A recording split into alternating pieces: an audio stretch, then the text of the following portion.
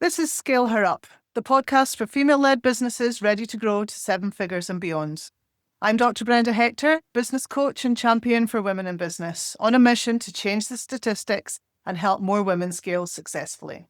Each week, we share real stories, tools, and tactics to help you build a business that supports the life you want.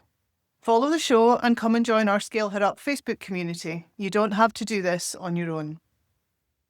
And I'm not on my own. I've got a guest again today. I've got Linda Hunt, who is the founder of Some Solutions, who's joining me all the way from very cold and snowy Connecticut this morning. Yes. Morning for her, afternoon for me.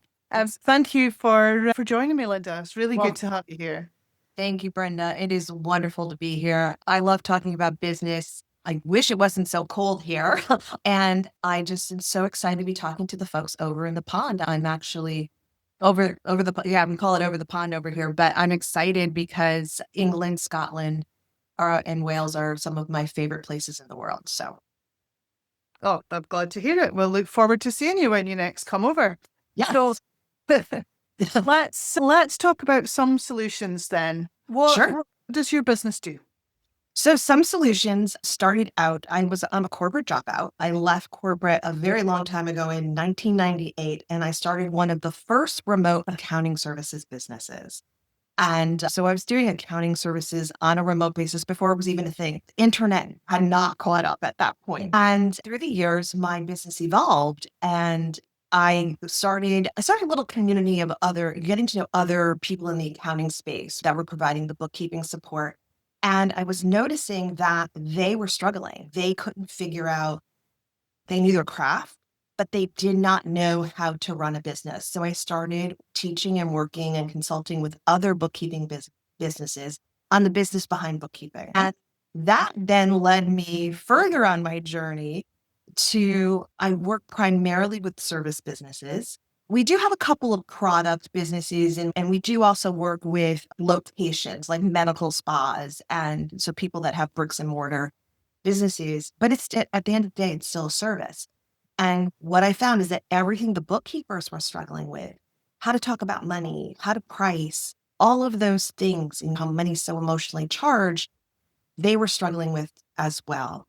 And I am a living testament to, I went through so much, which we can get into if you'd like, but I had my own journey where I started trading dollars for hours and was making less money than I was in corporate and working harder and all that other fun stuff. But that's the migration of our business. Getting back to my business, that's the migration. So we have two arms today. We have an accounting services division where we provide done for you services. And then I also have an educational arm where I'm working with entrepreneurs who are starting up, or people who are leaving corporate because they were either forced to or they have a passion, right, to start something in their second chapter.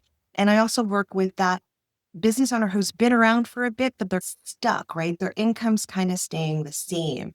So I come at it from the perspective of, let's take a look at your pricing. Let's take a look at your offers. Let's take a look at your service delivery and make sure all of that's aligned, because it's not about hustle. It's about being energetically aligned. And when we're energetically aligned with our business, meaning our capacity, and we're able to be present for our family and our business, the business magnetizes. It actually, you'll attract more business than you'll know what to do with. So long-winded way. No, I like it. I like it. So you like me, as doing the accountancy services, and me as a business coach, we probably both meet a lot of businesses who are underselling themselves. Yes. And what are the main reasons why business owners are underselling themselves? Yeah. So from what I can tell from the lens that I'm looking through, providing a service is it's very personal, right? It's like you're providing the service. It's very hard to untangle yourself from that. And there's all of this rhetoric out there about charge your worth, which actually makes me cringe. It makes me cringe because a person's worth has absolutely nothing to do with who they are. When we're service providers, we are providing a transformation, a result. That is what we are giving to our clients. And in exchange, they are paying a fee. However, getting back to some of the core issues, folks are afraid, and myself included, what will people think about me if I charge that? Who do I think I am? Oh my gosh, I just set a rate I never charged in my life. I'm an imposter. I can't do that. I'm not that my service isn't worth that. So those are some of the core issues, right? And they play out a variety of ways depending on where you are in your business. So if you're starting out and you're just getting new clients and you're pricing, right? Some folks are pricing themselves, they're by comparison. They're looking at other people in the industry and they're saying, oh, I'll do that. But that doesn't reflect who they are, their capacity, or the uniqueness of them. So that's one thing we want to clarify. I hope it's okay with you. I have a free training on my website called the Perfect Pricing Formula. And what it teaches is I call it the minimum aligned price and a map. And what the map is, it tells a service provider the dollar amount, basically their baseline of what they need to be charging. And it's a very simple formula. So for those of you who don't like math, this is super simple. It takes your desired salary, it takes your business expenses, and then it divides it by your true capacity for providing services. It builds in vacation time, it builds in sick time, it builds in that strategic time that we all need to work on our businesses. And it gives you space. So that's the floor that we start with. So is that for a solopreneur or self-employed person that's selling time for money? Yeah. So basically, Yeah. yes. And then what that is, that's that first step, Brenda, that allows them to then leverage into packages. However, I will qualify this and say that we can use MAP for people who have teams, because we can use that map to say, okay, this role, this is the minimum that we need. This is what it's costing you. And this is the minimum of what we need to be charging. And then we can build off of that. But that's the baseline. And if you're charging below that, you're actually paying your client to work for them. Yeah. Not the other way around. And that doesn't feel good. And I know, because that's exactly what I did when I first started out. It's a really common problem, I believe, in women starting up the businesses on their own. Yes. I think And it's more of a problem for women than it yes, is. absolutely. 1,000%. And then the other thing I will tell you that I think plays into this is the way when we go to work for a company, we are basically getting a salary. But when we first start out, we're getting paid by the hour to provide a service. And yes, when you're entering the workforce, you are gaining skills, and that is the appropriate way to be paid. But when you transfer into your own business, you have skills that you've built up. All of these are transferable. I know a lot of people, and you probably talk to this a lot, Brenda. Yes, you have this skill. It is transferable over here, right? And I do not believe in selling time for dollars. I do not believe in that. You are selling yourself short. You are undervaluing yourself. If you're doing that right now, there's nothing wrong with it. I don't want you to feel badly. But what I do want you to think about is, are you charging enough to give yourself the space similar to what you had when you worked for a company where you got paid vacation and where you got paid time off and all of those things? But really, at the end of the day, it is about selling the result and The value that the customer gets from you. the transformation. Yeah. And those words are interchangeable. So Brenda, you're providing a transformational experience. You are helping the entrepreneur see who they are. Accounting services, I am providing a result. Okay. So you want to use those words interchangeably. And here's, if I may, I think one of the ways that we gain confidence in talking about our prices is we go back to, this is how I work, and give them every detail, right? But you say, so I'll give an example. For accounting services, what I'll say is, first thing we're going to do is we're going to look at your accounting file and we're going to get a baseline. I'm going to get an understanding of what cleanup your file might need. I'm also going to talk to you about your pain points. What things aren't working with your accounting reporting? What things are working? What other pain points do you have? And then you piece that all together. And then, so I say to them, here's the audit. So we start with an audit. We start with a baseline review.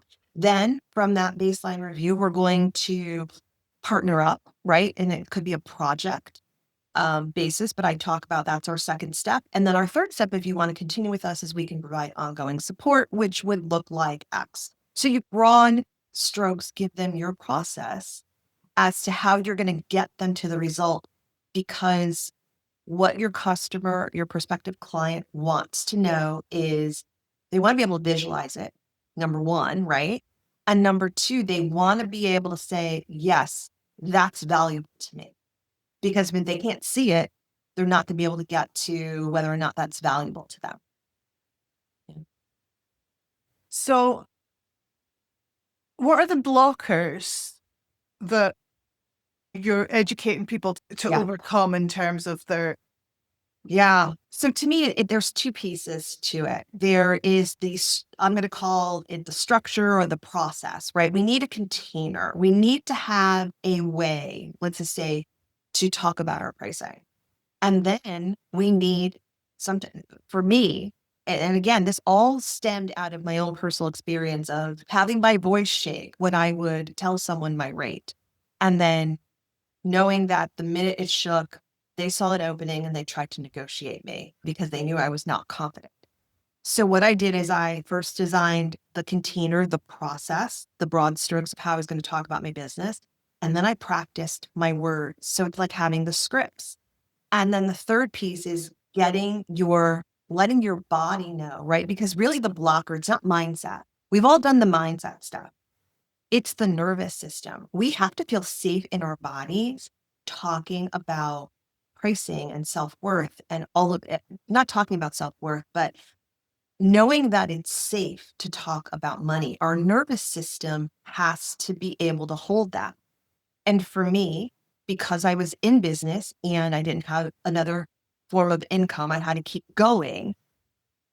I'm not going to lie to you and say, oh, overnight, this magically worked for me. No, those two pieces allowed me to strengthen that muscle and retrain the pattern so that my body felt safe being seen. So when I talked about my services, it was about being safe to be seen.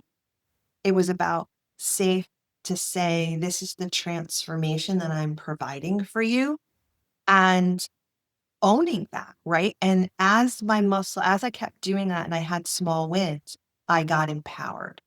I like that. It's safe to talk about money. It's safe to talk about money, but I can guarantee you, folks listening to that phrase right now, something in their button, check in your body, what just flared? Because I can tell you, for me, still to this day, I feel it in my throat.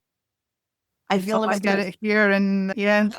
So the thing is, it's to notice it, it's to thank it, and it's to be able to make a different choice. Thank you. That's no longer true. I can talk about money with neutrality. I can talk about money with confidence. So we want what we're really a good affirmation that I can talk about money with confidence. Yes. And we want to what we're trying to do is just remove the emotional charge. Everyone comes to every conversation about business with their own money story. Everybody. And that money story is from childhood, how we're raised, right? To how maybe our household existed.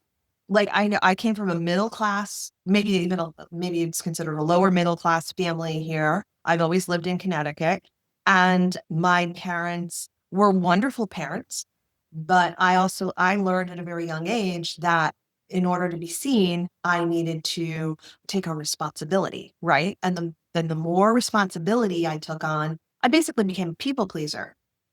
That pattern played out in my business. And that pattern it made me shrink when I was talking about money. So let's just say you and I were engaging in a prospective conversation about accounting services. And I started, because I'm in my head, right?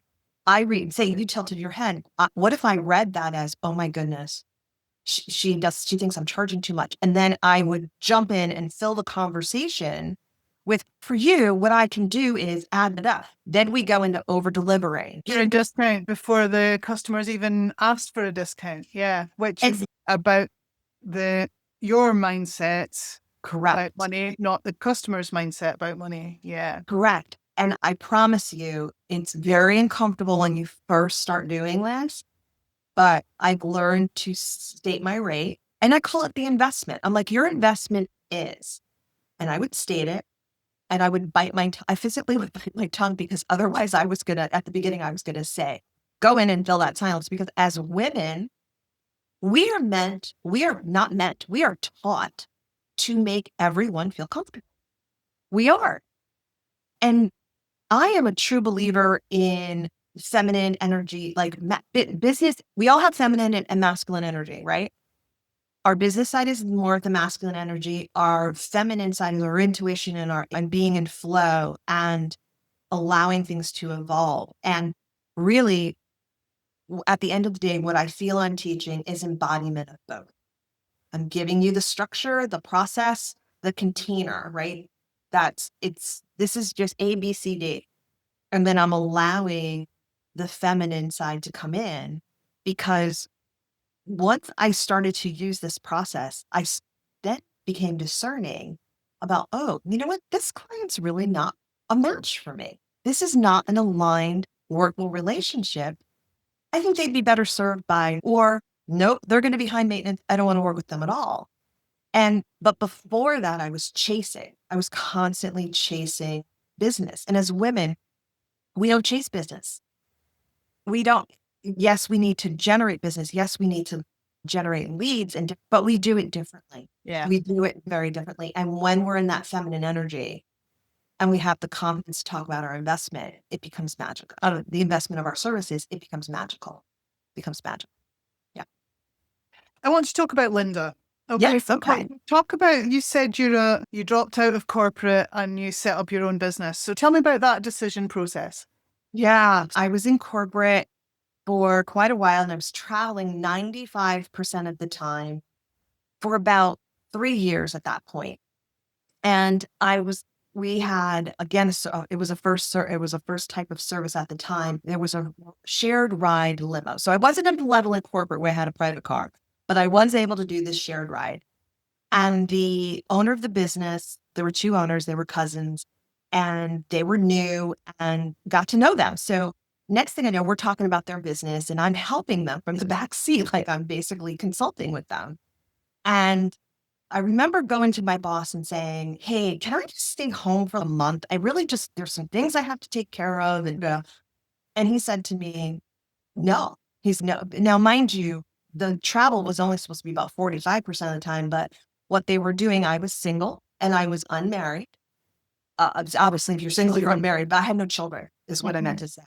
And other women who had children, they were letting them stay home, and I was taking the slack. So when he said no, I got a little angry, and if you ever read the book, The E-Myth Revisited by Michael Yes. Yeah. I get that for every new client. Yes, I love that book. I reread it every couple of years. I had what he calls an entrepreneurial seizure, and I left. I left. Now, would I do that today? I still think I would, but I left without a plan. And I basically went to the limo client who I had been helping, and I said, I can help you in your business. But I went in through the lens of, I can be your bookkeeper. I was doing so much more. I had an identity. My identity hadn't fully formed at that point. So I was underselling myself and my skill set. But that's how I got so I started my business, Some Solutions. I had 2 clients to start, and it's been I call it Mr. Toad's wild ride ever since. If you want some personal information, I'm married. I have a wonderful husband and 2 bonus children. We have a wonderful dog and cat. My 90-year-old mom still lives with us. I love tea. And yeah, I'm a tea snob, actually, I should say. A lot of people call me that, but I am a geek I love business models, and I love entrepreneurship, and I love teaching others to fish, if that makes sense. Like, I want to work with someone and say, here's what you need, go be successful. And if you need me, I'm here. That's who I am. So your business then, I take it you grew that, you built a team around you. Yeah. Yes. Yeah. So on the accounting services side, I have a team.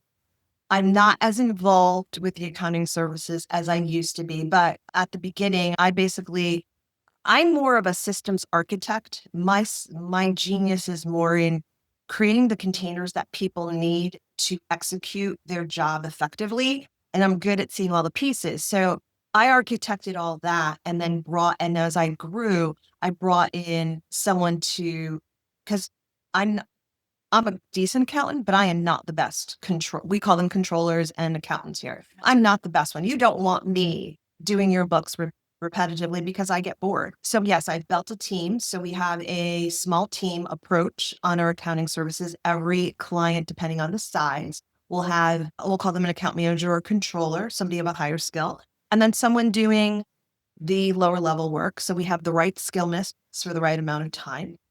And then on the education side, it's really me providing. I'm venturing out more into creating training programs, micro training programs that are going to give folks real actionable solutions but that are real world, right? They can take that information and they can implement it right away.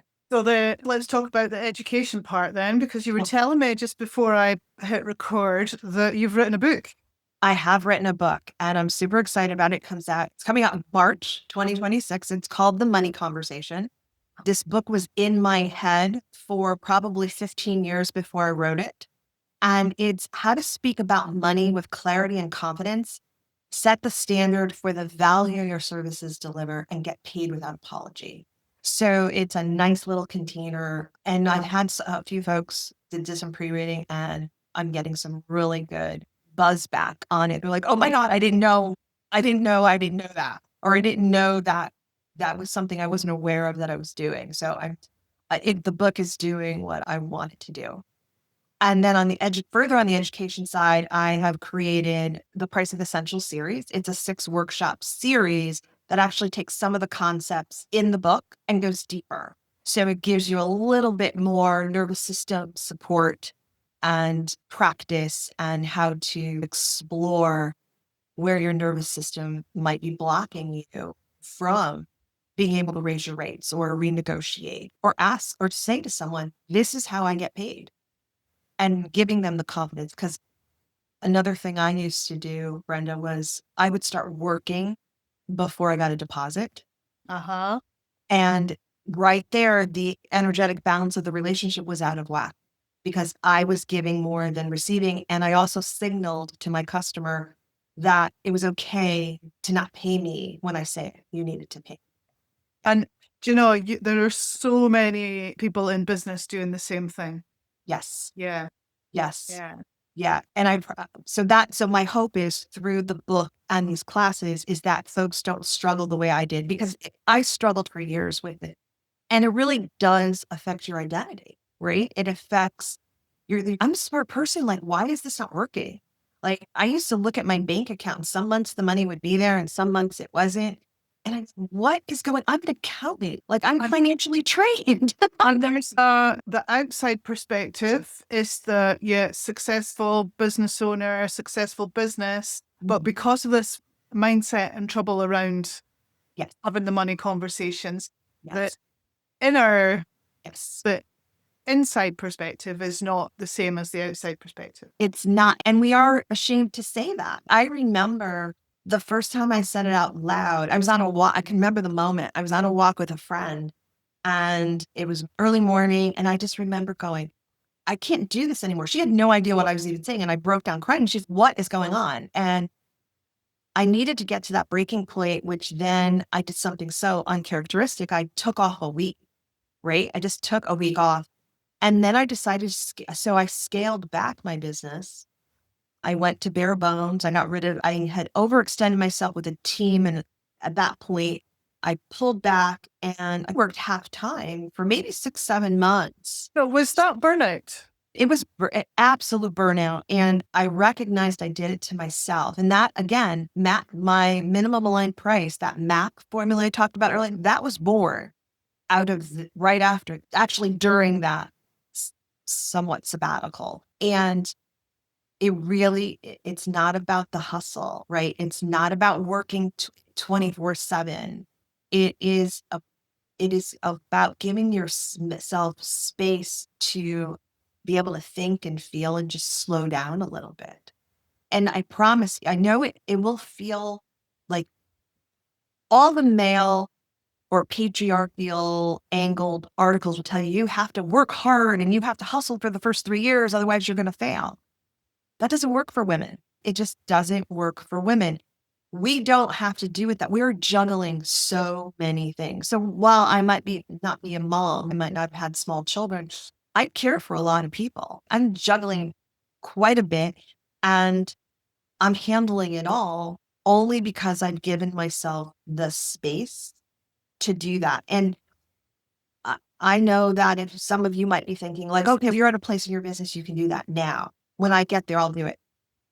That was not always the case. I did this when I didn't have enough money because it was crucial to my health. It was either that, figure it out, and make the life sustainable. Because my goal when I left corporate was I want to be able to control my own life, right? I don't want to travel 50% of the year if I don't want to.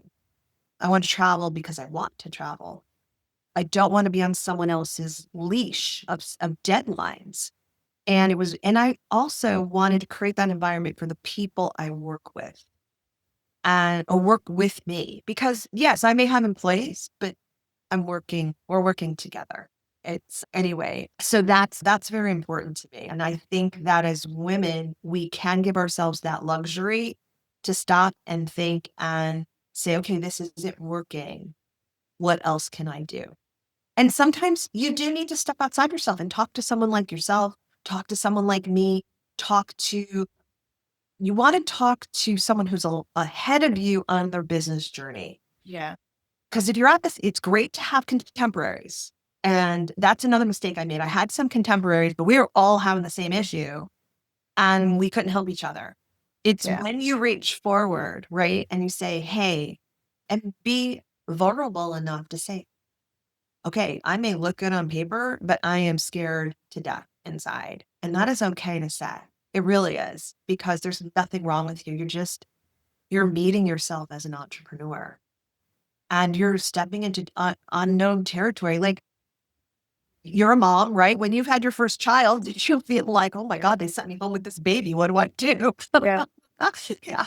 So it's So the business is the same. It's just like being, got this baby, this business to care for. Yeah. Exactly. Except there's a little bit more thing. Now we can Google just about anything to help us out. But the thing is, I hope whoever's listening to this know you have a passion because you wanted to start this business. Even if you were made redundant, you still chose to start a business. So give yourself credit for that. It's not easy. If it was easy, everyone would be doing it. Everyone would be doing it. Absolutely. Absolutely. And you're smart and everything is figure outable. Everything. Yeah. So this is great. That some solutions, we're going to be talking about money and having the money conversation, but actually more of the conversation is about mindset and heart and soul, isn't it? Than it's about numbers and it is. Cash. Yeah. Pricing is not about math. No.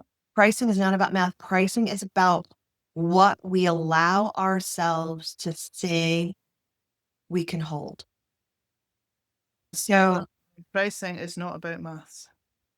It's not about math. No.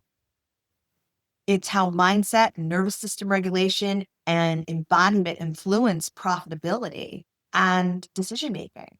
But we start to make it not scary. We start with a process. We start with the scripts. And that's what the book does. So here's the process. Here's the scripts.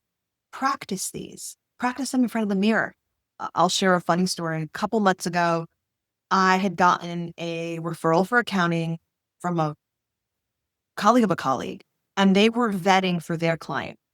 And in the email, it said something along the lines of, and I don't remember the exact words, but it said, my client is looking to outsource their bookkeeping. The wife used to do it because they were looking to contain costs. And just the way this was written, I'm going to tell you that triggered me because I had created a limiting belief at the beginning of my business that no one wanted to pay for accounting services. Nobody wants this.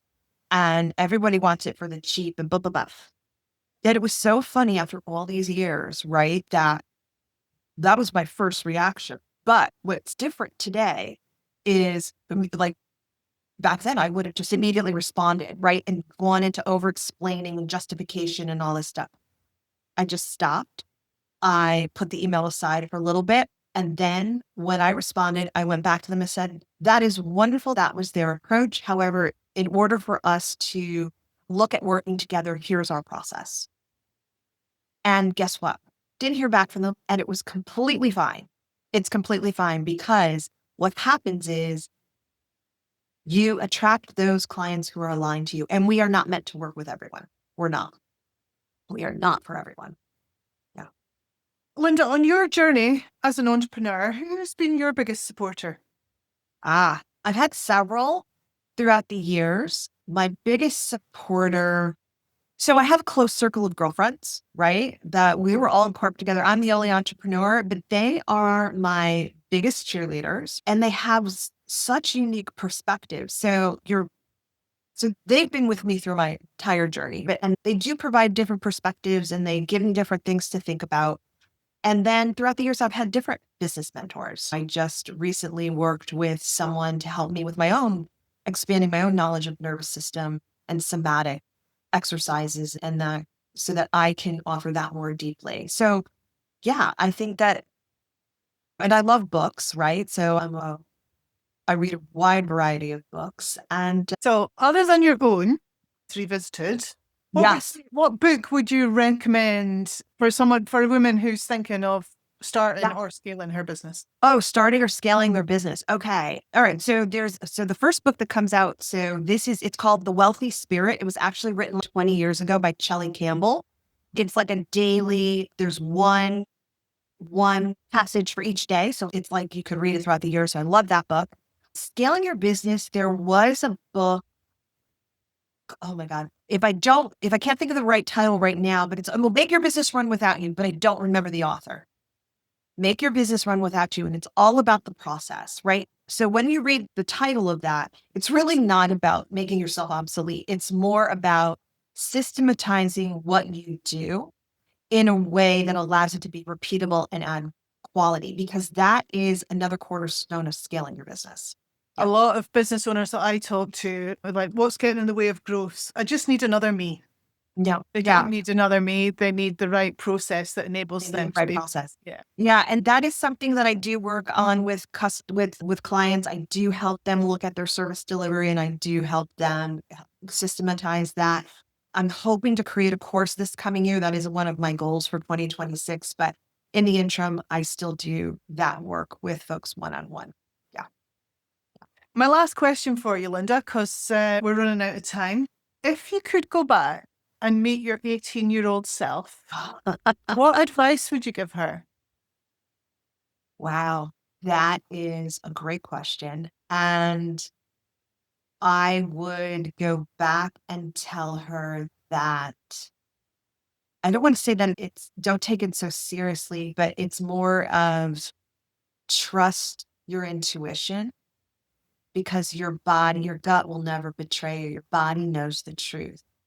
And every time I got into trouble, Brenda, is when I ignored what my body was telling me about business decisions and it translates everything. It translates everything. But yeah, I've had a few business disasters because of that.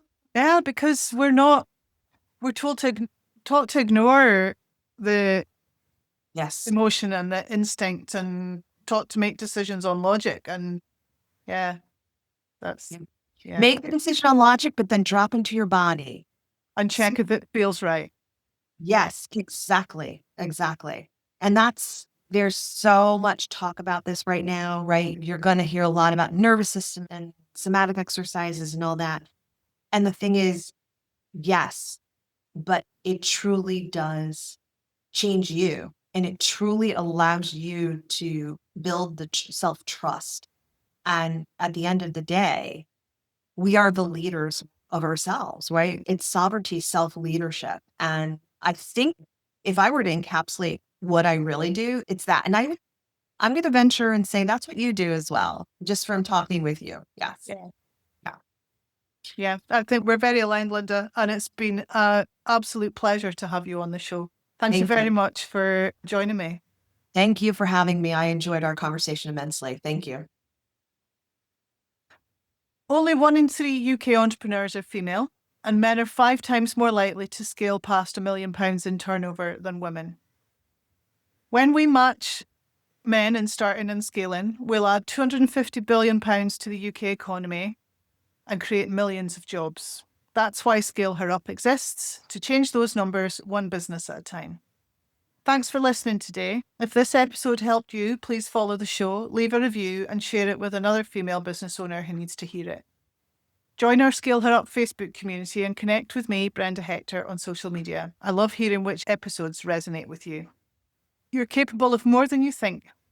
Keep going. We're scaling her up together.